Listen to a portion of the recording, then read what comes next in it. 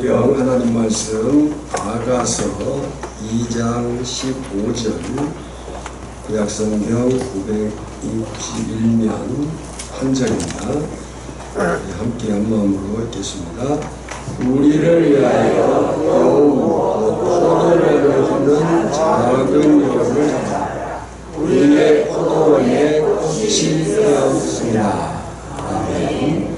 모든 성경은 성령의 감동하심으로 기록된 하나님의 말씀임을 믿습니다. 아멘.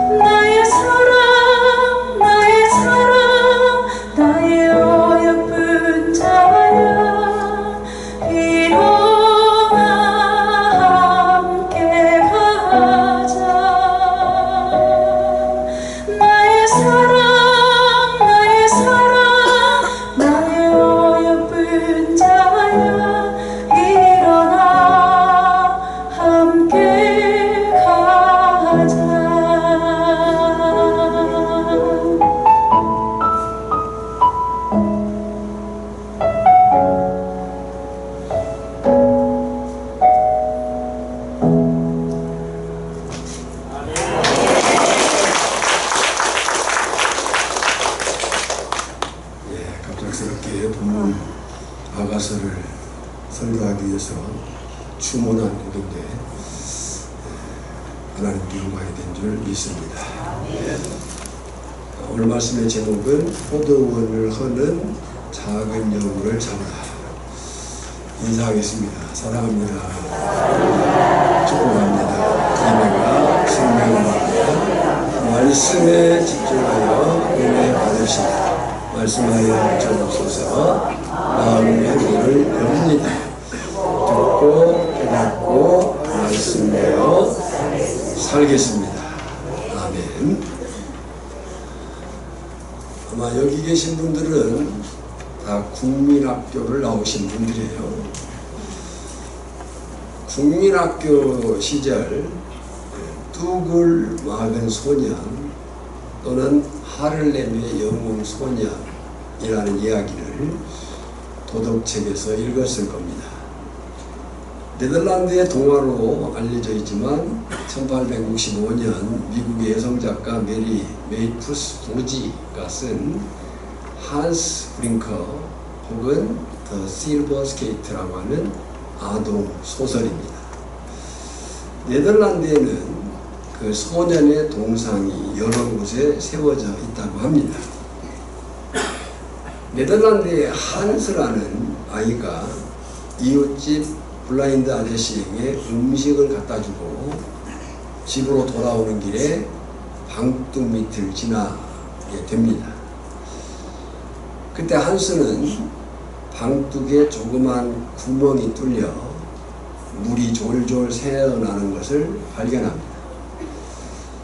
네덜란드는 우리가 아는 대로 국토의 많은 부분이 해수면보다 낮기 때문에 둑이 무너지면 마을 전체가 수몰될 위험이 크다는 것을 이 어린 한스도 알고 있었을 겁니다. 마을에 알릴 시간이 없다고 판단하니 한스는 자신의 팔로 구멍을 막고 밤새 추위와 공포에 떨면서 끝까지 견뎠다. 다음날 아침 지나가던 마을 주민에게 발견되었고 그 덕분에 마을은 대재앙을 면할 수 있었다는 이야기입니다.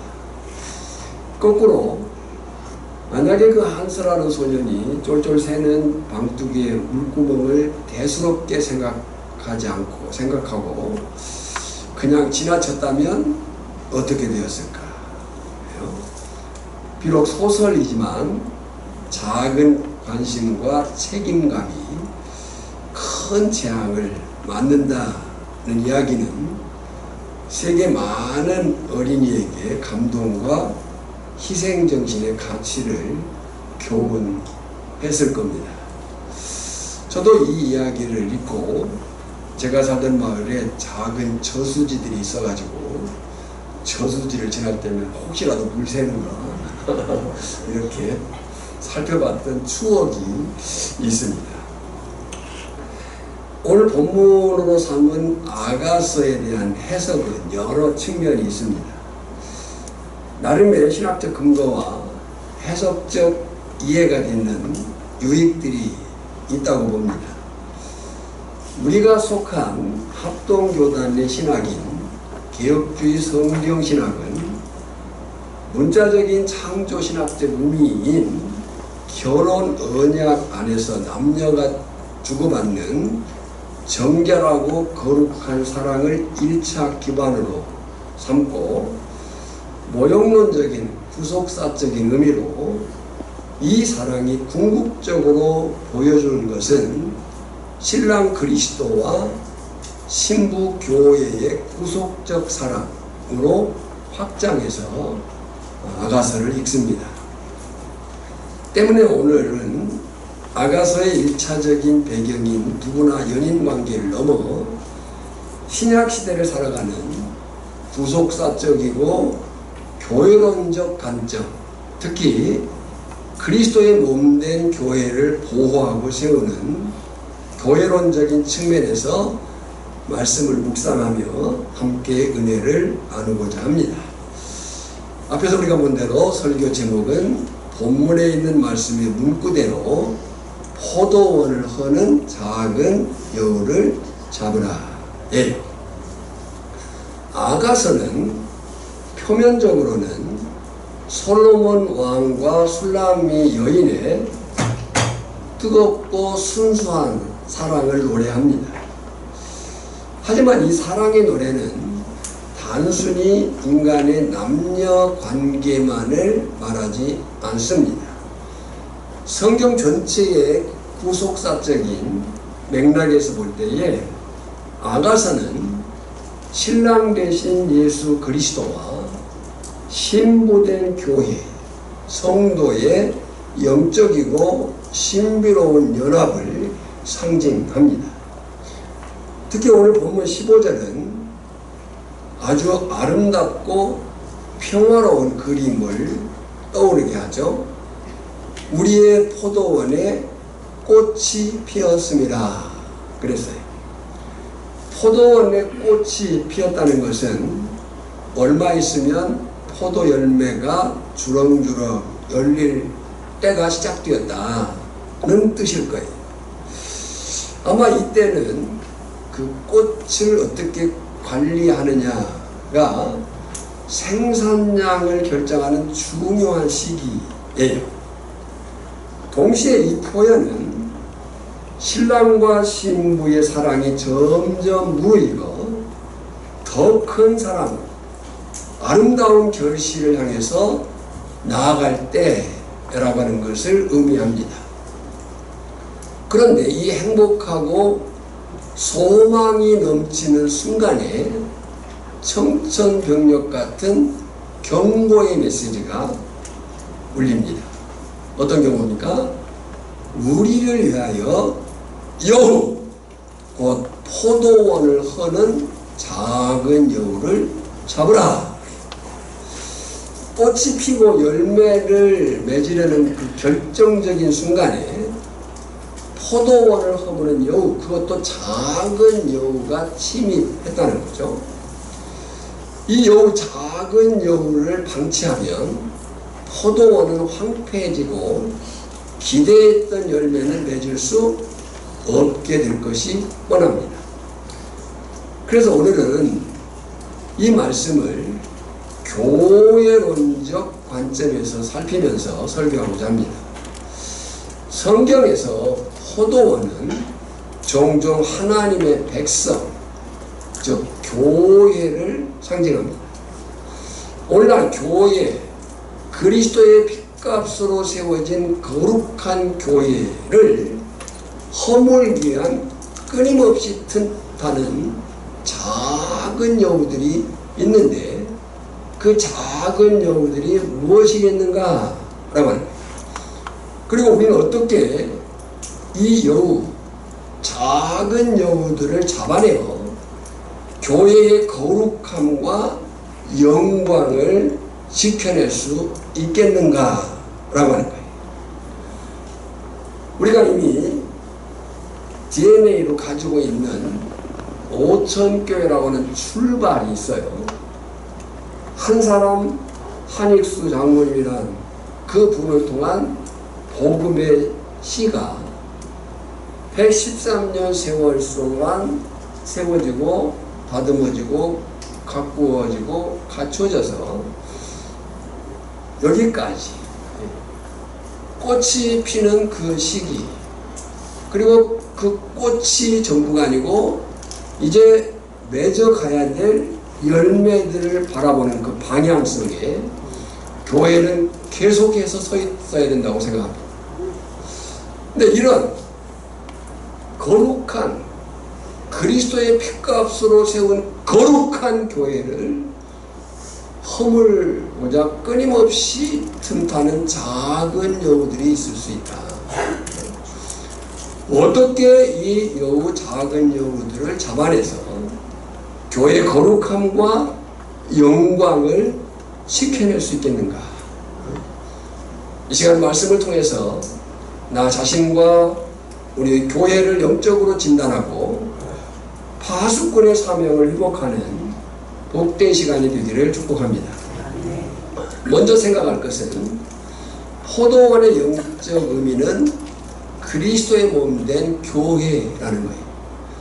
구약시대에는 이스라엘을 하나님의 포도원이라고 표현하고 있습니다. 이사야 5장 7절에 보면 무릇 만군의 여호와의 포도원은 이스라엘 족속이요 그가 기뻐하시는 나무는 유다 사람이라, 이렇게 말하고 있습니다. 또 시편 80편 8절과 9절 이하의 말씀을 보면 하나님이 애굽에서 극상품 포도나무 이스라엘을 가져다가 가나안 땅에 심으시고 돌보셨다고 표현하고 있습니다. 주께서 한 포도나무를 애굽에서 가져다가 민족들을 쫓아내시고 그것들을 심으셨나이다. 주께서 그 앞서 가꾸셨으므로 그 뿌리가 깊이 박혀서 땅이 가득하며, 그리고 15절에 주의 오른손으로 심으신 줄기요 주를 위하여 힘있게 하신 가지니이다. 그러니까 구약시대의 이스라엘은 하나님의 포도원, 여호와의 포도원은 이스라엘의 족속이요, 또 시편이 하나님이 극상품 포도나무를 애굽에서 가져다가 가나안에 심었다, 가꿨다 라고 이야기를 하고 있어요.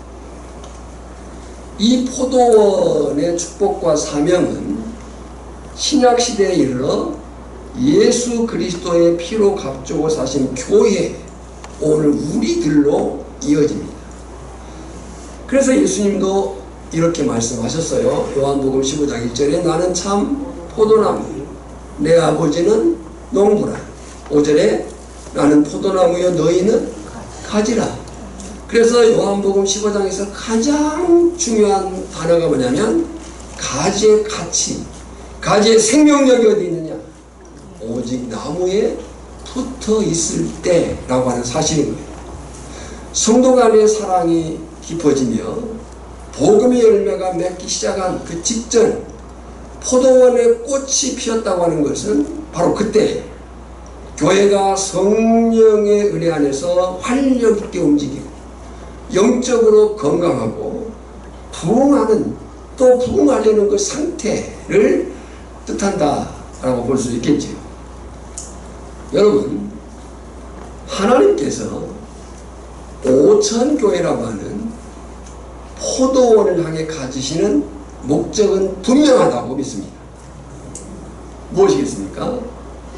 거룩한 영적 열매를 풍성히 맺는 것이겠죠. 다시 말씀드려요. 하나님께서 5,000교회라고 하는 포도원을 향해서 가지는 목적은 분명할 것이다. 그 열매가 무엇이겠는가? 그 목적이 무엇이겠는가? 거룩한 영적인 열매를 풍성히 맺고 또 맺는 일일 것이다. 그 거룩한 열매가 무엇이겠는가? 9가지로 나타난 성령 열매를 비롯해서 전도의 열매, 서로 사랑하는 사랑의 열매, 그리고 각 개인과 공동체 속에 나타나는 성숙한 신앙 인격의 열매를 하나님이 바라실 것이다. 그래서 신부는 신랑과의 친밀함을 유지하는 것이 중요하듯이 교회, 성도는 머리 대신 예수 그리스도와의 끊임없는 영적 교제가 절대적이다. 교회가 그 크기와 그 규모와 그 화려함, 그건 필요일 수 있지만 그 크기와 그 규모와 그 화려함 자체가 생명력은 아닙니다. 그 교회된 성도, 곧 우리들이 예수 그리스도와의 끊임없는 영적 관계 속에서 세워져 살고 있느냐? 이것이 능력이고 생명력이고 교회의 본질인 거죠. 문제는 교회가 또 성도가 은혜를 받고 꽃을 피우기 시작할 때 사단 마귀도 결코 그것을 가만히 두고 보고 있지 않는다. 우리는 이 경계를 긴장 속에서 새기고 있어야 돼. 그래서 말씀은 눈을 뜨고 들으셔야 돼. 눈을 자꾸 감으려고 하면 안 돼. 목이 타니까 사탕을 먹을 수 있지만 눈은 감으면 안 돼요. 네, 설교할 때 자꾸 제가 얘기를 하는데 저를 보세요. 그러니까 저는 맡은 구간이 있겠죠. 바울도 마찬가지예요. 우리가 연구하지 않습니다. 연구하지 않습니다. 우리에게 뛸 수 있도록 주어진 구간이 있어요. 출발 구간로부터 여기까지 뛰어온 사람들이 그 구간마다 나타왔고요. 지금 이 구간 속에 우리가 뛰고 있는 겁니다. 이 뛰는 상황 속에서 하나님은 우리에게 거룩한 영적 열매를 풍성히 원하셔요. 성령의 열매가, 전도의 열매가, 또 사랑의 열매가, 인격의 거룩한 성숙의 열매가 맺기를 원한다, 그런 얘기입니다. 그런데 그 일이 이루어지는 그 일에는 하나님의 크신 은혜의 도우심도 있겠지만 사단 마귀의 끊임없는 방해도 있을 수 있다. 어떻게든지 누구를 통해서든지 사단은 방해한다. 하나님의 포도원이 아름다워질수록 그것을 시기하고 무너뜨리는 영적 공격은 더 커질 수 있다. 그 공격의 주체가 바로 여우, 작은 여우로 보입니다. 그래서 우리는 포도원을 허무는 작은 여우의 정체를 알아야 합니다. 팔레스타인 지역의 여우들은 포도나무 아래에 굴을 파는 습성이 있다고 합니다. 굴을 파헤치면 포도나무의 뿌리가 드러나 말라 죽게 되죠. 또 이 여우들은 포도송이뿐만 아니라 이제 막 피어나는 연한 꽃과 싹을 갉아먹어 아예 열매의 가능성 자체를 잘라버립니다. 그런데 여기서 우리가 주목할 단어가 작은이에요. 작은 거대하고 무시무시한 사자나 곰으로 표현된 게 아니고 작은 여우를 잡으라 그래요. 겉보기에는 귀엽고 또 해를 끼치지 않을 것처럼 보이는 작은 여우. 그래서 사람들이 방심할 수 있어요. 귀엽게 여길 수 있고 또 쉽게 간단히 여길 수 있고 뭐 저 정도가 뭘 할 수 있겠어? 라고 하는 생각. 대수롭지 않게 생각할 소지가 있는 작은 이 정도쯤이야 무슨 문제가 되겠어요? 하지만 교회를 허무는 사탄의 전략은 언제나 이처럼 작고 은밀한 곳에서 출발한다. 그러면 교회 안에서든 밖에서든 교회를 무너뜨리는 작은 여우들의 실체는 무엇이겠는가? 크게 세 가지로 분류할 수 있겠습니다. 첫째는 교회를 허무는 작은 여우는 내적으로 교회를 허무는 여우는 원망과 불평 그리고 말의 범죄일 수 있다. 여러분 교회 안에서 가장 무서운 작은 여우는 바로 말입니다. 아마 제가 설교 중에 가장 많이 한 말 중에 하나가 이 말의 문제. 성경이 가장 많이 교훈하고 경고하는 것 중에 하나가 말이에요. 야고보 3장 5절과 6절을 보면 이같이 얘기를 했어요. 이와 같이 혀도 작은 지체로 돼 큰 것을 자랑하도다.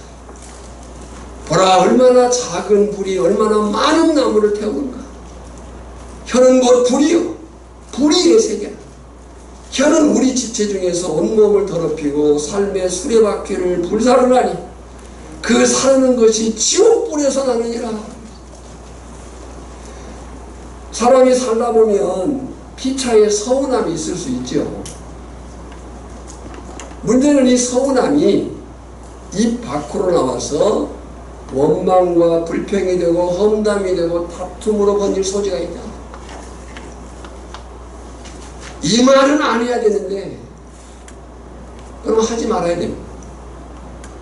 이 말은 안 해야 되는데 라고 건네는 그 말. 너만 알고 있어. 사람은 누구나 다 너만 알고 있어가 있어요. 너만 알고 있어라고 말할 수 있는 사람은 누구나 다 있어요.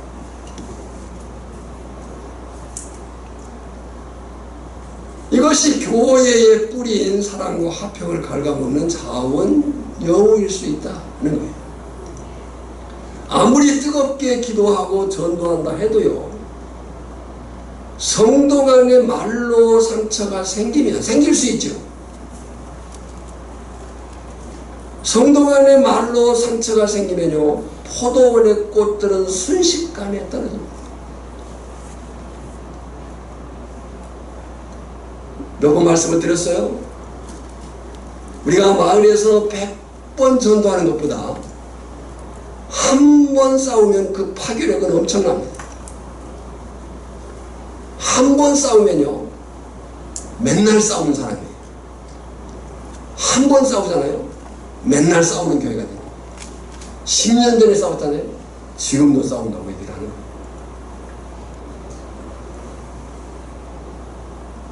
우리말에 공든탑이 무너지랴 말이 있어요. 무너집니다. 공든탑도 무너질 수 있습니다. 100사람이 교회를 세우는 것은 힘들어도요, 한 사람 때문에 교회가 무너지는 것은 쉬울 수 있어요. 순간일 수 있어요. 그러니까 오늘 우리는 포도원을 허무는, 하나님의 포도원으로 불리우는 교회를 허무는 작은 여우의 정체 첫 번째, 내적으로 원망과 불평 그리고 말, 그 말의 문제가 될 수 있다 하는 거예요. 교회를 허무는 작은 여우 두 번째는 영적으로 타성에 젖은 형식주의와 세속화일 수 있습니다. 예배 한 번 빠지면 어때? 뭐 다음에 잘 드리면 되지. 부득이한 삶의 상황들이 있을 수 있습니다. 그런데요, 이런 작은 타협이 성도의 영적 무장을 해제시킵니다. 해제시킬 뿐만 아니라 영적인 감각을 점점 무뎌지게 하고 결국 무너지게 합니다. 자, 진행을 보셔야 돼요. 이런 작은 타협이 영적 무장을 해제시키는데 점점 무뎌지게 하고 결국 무너지게 합니다. 또 세상의 가치관, 돈과 명예, 권력과 성공지향적인 사고방식이 교회 안에 슬며시 들어오는 것입니다. 그것을 우리는 세속화라고 합니다. 교회 역사 속에, 교회사 속에 교회가 외부적 환난과 핍박이 있을 때 오히려 강성해졌습니다. 이 말은 교회는 외부적인 환난과 핍박 때문에 무너지지 않는다. 무엇에 의해서 무너지느냐? 내부적 세속화. 이 말은 다른 말로 하면 교회가 세상처럼 되는 거예요. 교회가 세상과 똑같은 방식으로 서열을 매기고 재력에 따라서 사람을 대우한다면 이미 작은 여우에게 포도원의 중심을 내어준 거예요. 오천교회가 장로교로서 치류회라고 하는 정치적 질서를 갖지만 그렇다고 직분이 계급이 되면 희망이 없습니다.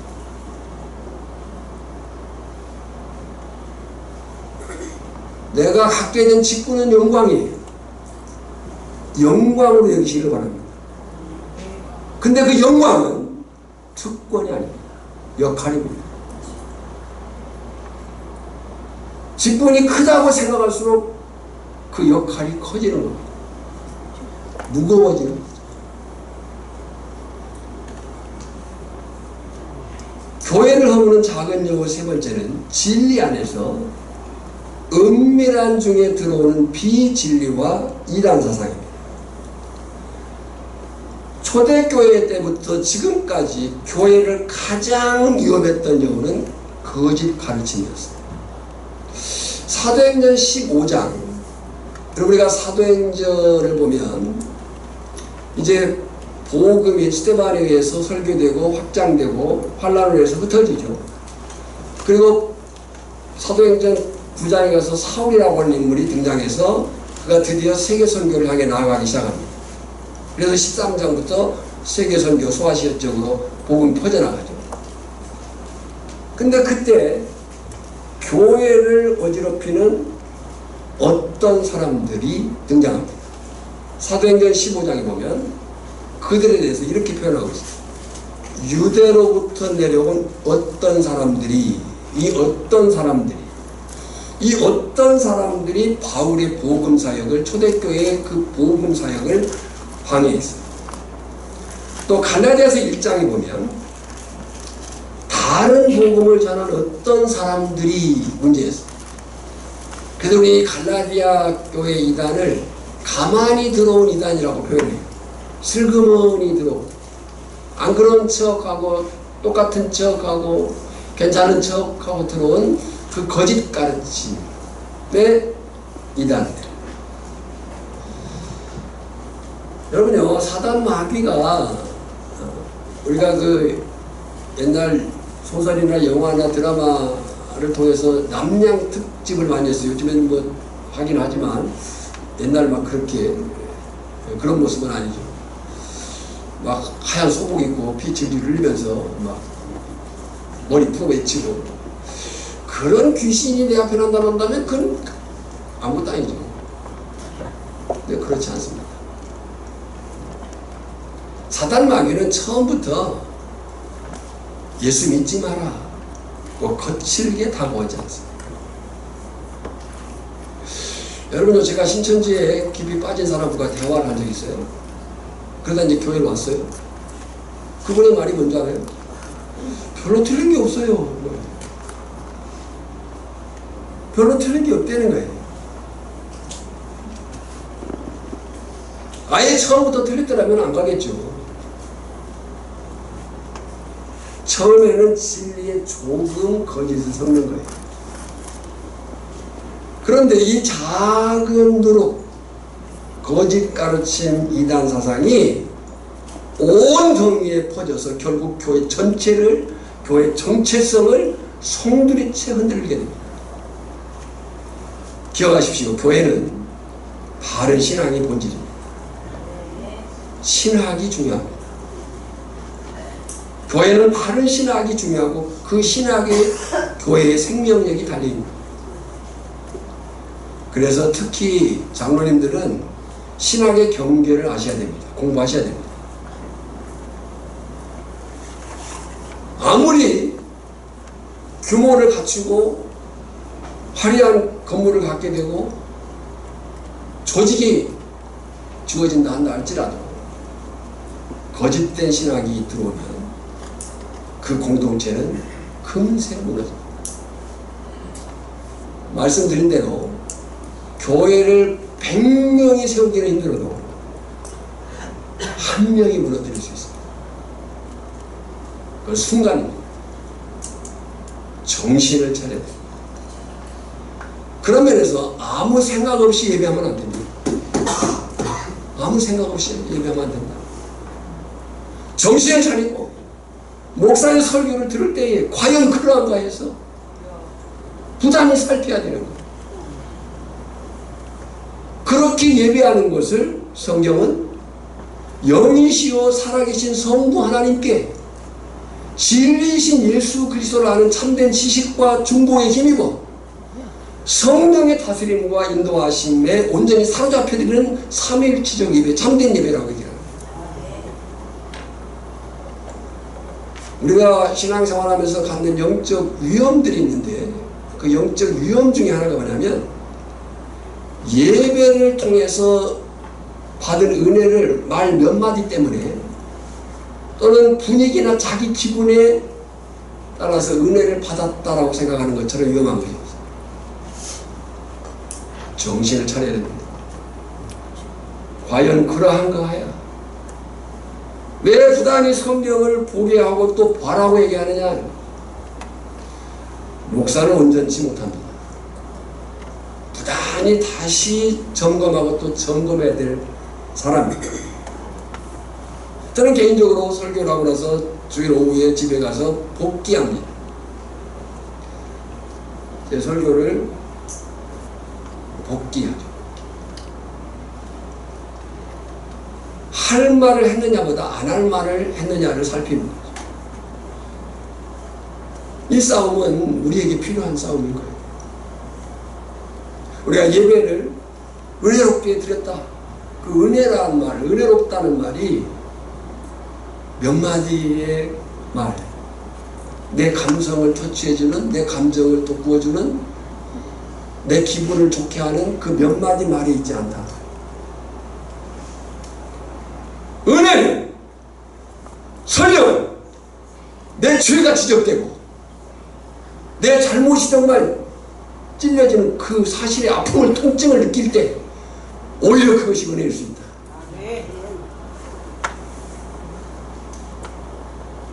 질문입니다. 우리 교회는 나의 심령이라는 포도원에는 어떤 작은 여우가 굴을 파고 있지는 않을까? 우리 교회 나라고 하는 심령에는, 이 나라고 하는 심령의 포도원이라는 이 곳에 어떤 작은 여우가 굴을 파고 있지는 않습니다. 세 가지를 얘기했어요. 첫째, 원망과 불평, 그리고 말의 범죄. 말을 조심하십시오. 안 할 말은 하지 마십시오. 참을 말은 참으십시오.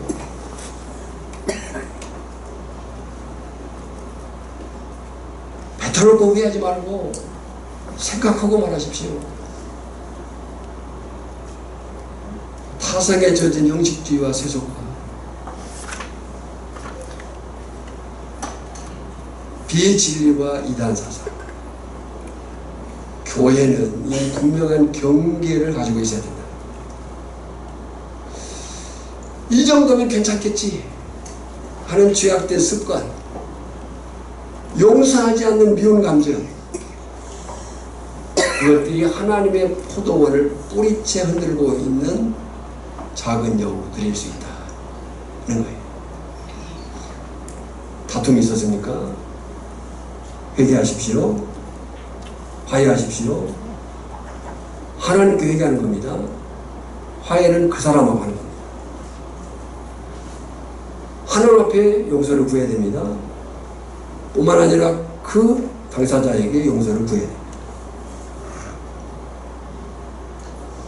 그래서 오늘 본문은 포도원을 허무는 작은 여우를 잡는 것이 하나님의 포도원인 교회를 지키는 것, 영적 파수꾼의 사명이라고 해요. 자, 하나님 단호하게 명령해요. 포도원을 거는 작은 여우를 잡으라. 쫓아내는 것 정도가 아니에요.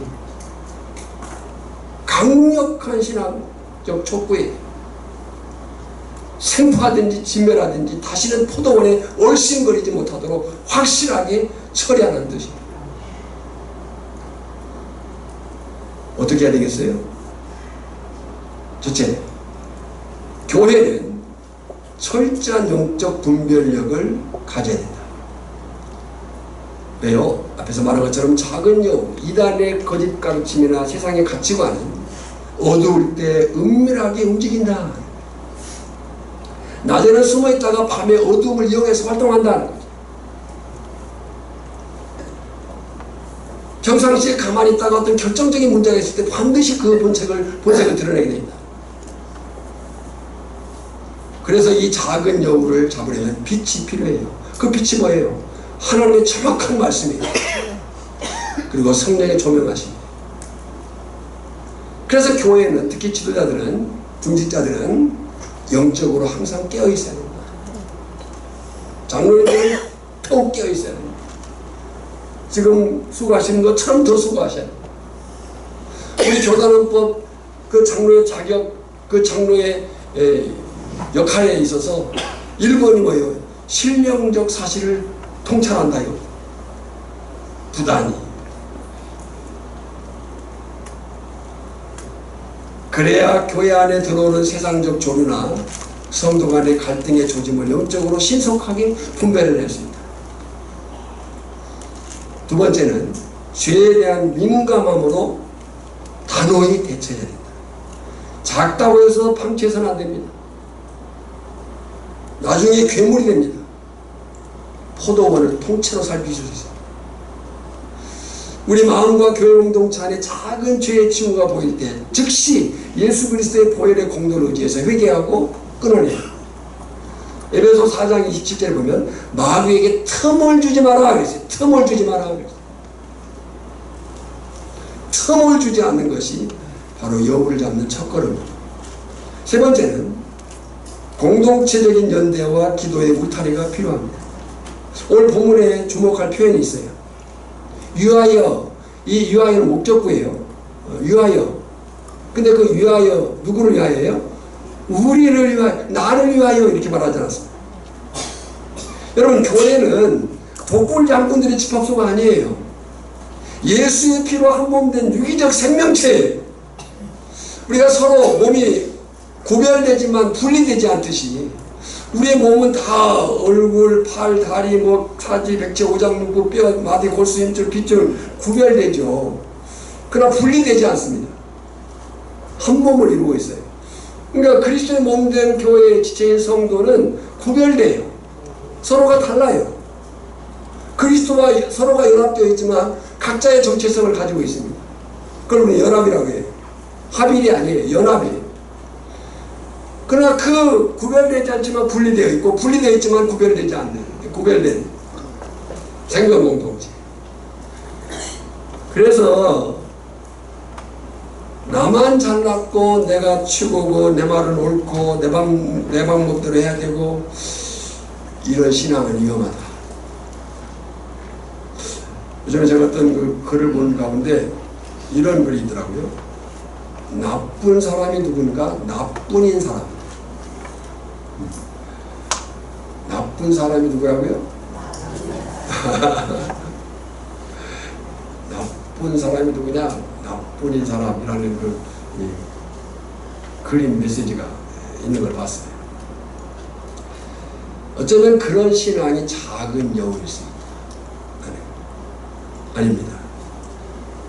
신랑 되신 예수님과 신부된 교회로서 우리는 공동체적 유대를 가져야 된다. 혼자가 아니라 함께 싸워야 된다. 할렐루야. 지체가 작은 여우, 시험이나 원망이나 낙심에 넘어져 있다면 정죄할 것이 아니고 위하여, 누구를 위하여? 우리를 위하여 함께 기도함으로 여우를 몰아내 주어야 됩니다. 그것이 하나님의 포도원인 교회가 살 길입니다. 우리 오천교회가 그런 교회이기를 축복합니다.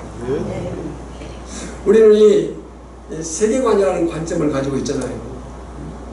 그 관점 속에서 우리는 출발이 하나님의 은혜 안에, 그 은혜 안에 있는 사람들로 인한 출발, 그 은혜 안에서 세워진 기간 속에서, 구간 속에서 지금 우리가 그 하나님의 은혜의 포도원을 가꾸고 있습니다. 우리가 핀 꽃을 어떻게 관리하고 또 다듬느냐에 따라서 다음의 영광이 있을 수 있다. 오늘 하나님의 포도원인 우리 오천교회가 살 길은 바로 그런 사실들을 깊이 새기는 거죠. 바라기는 우리 교회가 하나님이 보시기에 꽃이 피고, 아멘, 성령의 열매, 구원의 열매, 전도의 열매가 풍성히 맺히기를 축복합니다. 신랑 되신 예수님께 큰 기쁨과 영광을 돌리는 아름다운 하나님의 포도원이 되기를 우리 주 예수 그리스도의 이름으로 축원합니다. 하나님 감사합니다. 이 말씀이 옳습니다. 누구를 향한 것이 아니라 나를 향한, 우리를 향한 말씀으로 들려지게 하시고, 고칠 것이 있습니까? 고치게 하시고, 바꿀 것이 있습니까? 바꾸게 하시고, 함께 할 것이 있습니까? 함께 하게 하시고, 아파할 부분들이 있습니까? 아파할 수 있는, 주의 은혜로 치료되고 회복될 수 있는 거룩함이 회복되게 하여 주시옵소서. 예수님의 이름으로 기도하옵나이다. 아멘.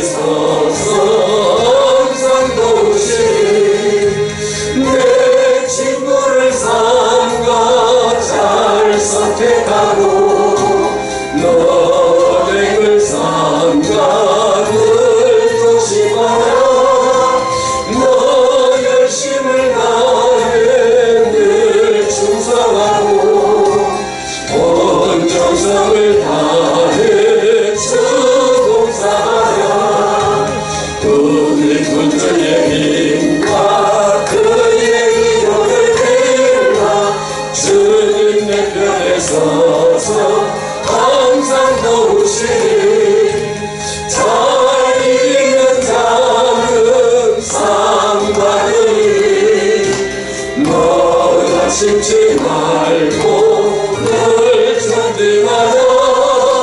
내 구세주 예수 인주시니 주 예수를 믿어 늘 승리하라. 우리 구주의 힘과 그의 위로를 빌라. 주님 내 편에 서서 항상 도우시니.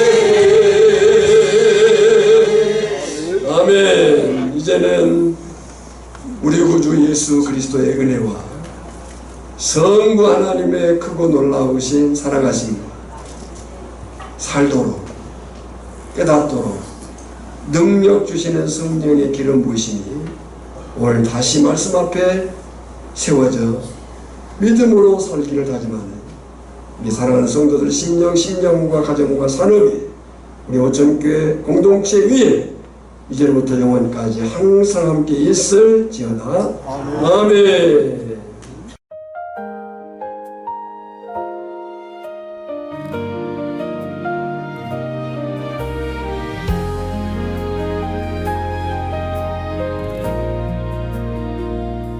주님이 심으신 거룩한 포도원, 은혜의 꽃들이 피어나네.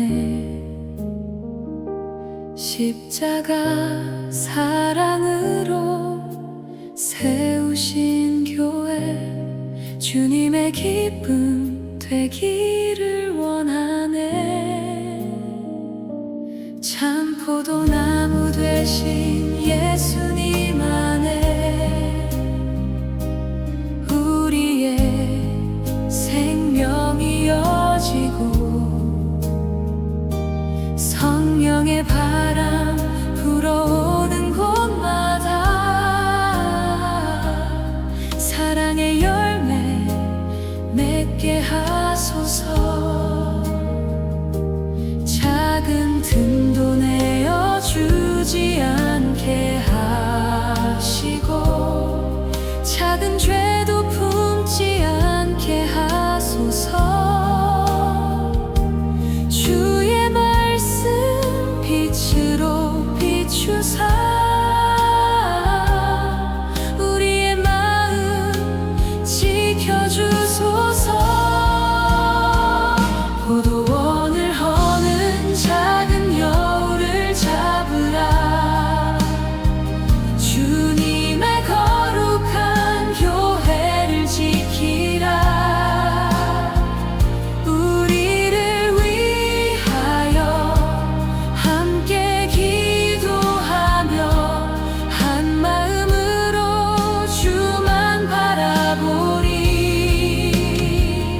포도원을 허는 작은 여울을 잡으라.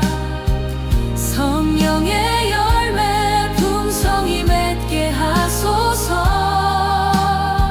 신랑 되신 예수님 오실 그날까지 우린 주의 포도원 되리. 원망의 말보다 사랑을 선택하고 세상의 길보다 진리를 따르리. 거짓된 소리 흔들지 못하도록 복음 위에 굳게 서리라.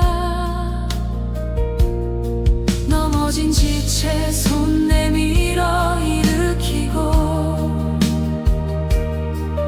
눈물로 함께 기도하며 보혈의 능력 의지하는 교회로 주님의 영광 나타내리. 깨어있으라 말씀하신 주님, 우릴 영접할 수꾼 삼으셨네. 말씀과 성령으로 우리를 채우사 끝까지 믿음 지키게